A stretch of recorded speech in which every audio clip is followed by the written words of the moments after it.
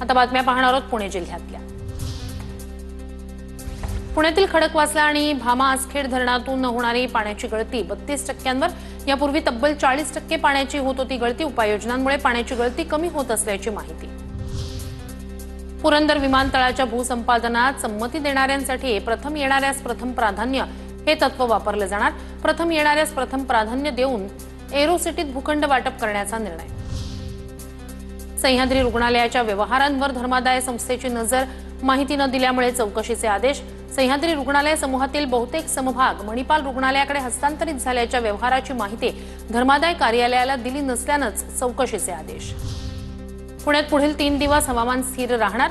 आज कमाल तापमानात किंचित घट होण्याचा अंदाज। पुणे शहरात अतिहलक्या ते हलक्या स्वरूपाचा पाऊस पडण्याची शक्यता। पुण्यात निकृष्ट दर्जाच्या कामांवर आयुक्तांची नजर राहणार। अनियमितता आढळल्यास कारवाई करणार, आयुक्तांचा इशारा। पुण्यातील सिंहगड रस्त्यावरील पूल लवकर खुला करा। उड्डाण पुलाचं काम अद्यापही सुरू असल्याने मोठी वाहतूक कोंडी। सर्व विभागांनी समन्वय करून पुलाचं काम पूर्ण करा, खासदार सुप्रिया सुळे यांच्या सूचना। पुण्याच्या इंदापुरात पिग्मी एजंटच्या गाडीवरील बॅगेची चोरी। चोरीची घटना सीसीटीव्हीत कैद।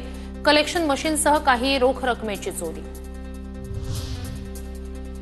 पिंपरी चिंचवडच्या रावेतमध्ये 30,000ची लाच घेताना महिला पोलीस अंमलदाराला पकडलं। दोषारोपपत्रात त्रुटी ठेवून आरोपीला मदत करण्यासाठीच लाच मागितल्याची माहिती।